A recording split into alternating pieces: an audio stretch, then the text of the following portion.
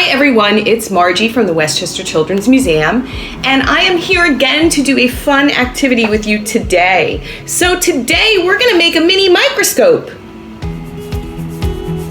First I have a couple questions. What's a microscope? Who uses microscopes? How do they work? Scientists actually use microscopes all the time. And what's a scientist?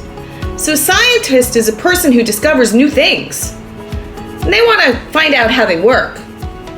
There's many different types of scientists. And some scientists actually look at living things. And they want to take a closer look and find out how they work. So maybe plants and trees, people and animals. And then other scientists are mixing things together, trying to create new things. So today, we're going to make a mini microscope. So we're going to be scientists today. And we're going to look at some living things under our microscope.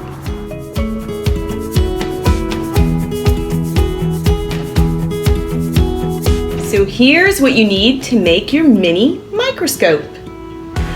So you need a plastic cup. You need a rubber band. You need some water in either an eyedropper, or you can use some sort of squeeze or squirt container. You're going to need some plastic wrap. And here comes the fun part. You're going to have to go out on a nature walk with your caregiver and find some really fun, tiny little things that you can look at through your microscope. So here are some of the things that I found. So I found some leaves from a tree. I found a flower. I found a petal from a flower.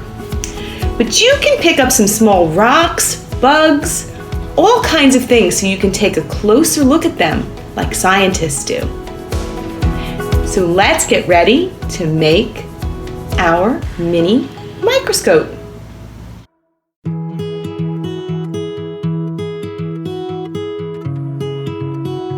So the first thing you need to do is, with your caregiver, you need to take your plastic cup, and your caregiver will help you do this, and you need to put a hole in the bottom of the cup. Now you can use a pair of scissors to do this, and the hole should be just about big enough to put your finger through. And this is where you're going to put all your things that you found outside, or your specimens that you're going to look at through your microscope. So next, what you want to do is you want to take a piece of your plastic wrap and you want to put it over the top and kind of squish it around the sides. And you can see the plastic wrap kind of sticks on its own, but we're going to put a rubber band over it just to make sure that it doesn't go anywhere. And you have started to make your mini microscope. But there's something really important that we need.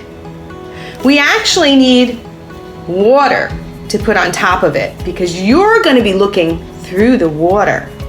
But first, let's put something in there to look at.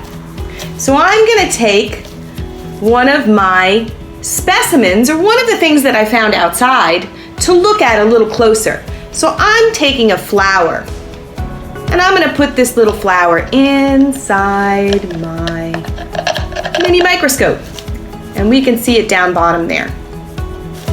So next, what I want to do is I am going to take a little bit of water, and you can use an eyedropper. I found a nice little container at home that I can use to squeeze a little bit of water, because you don't want too much water to go on the top.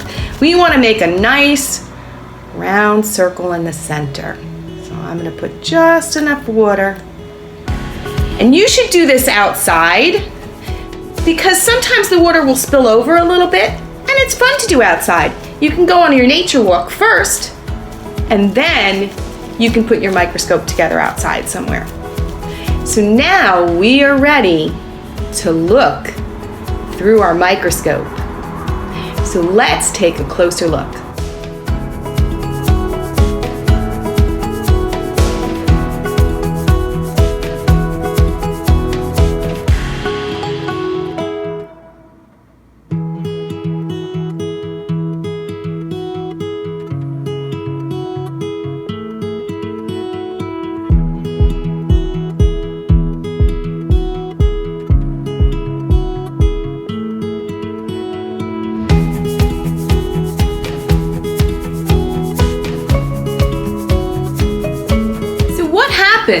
And why?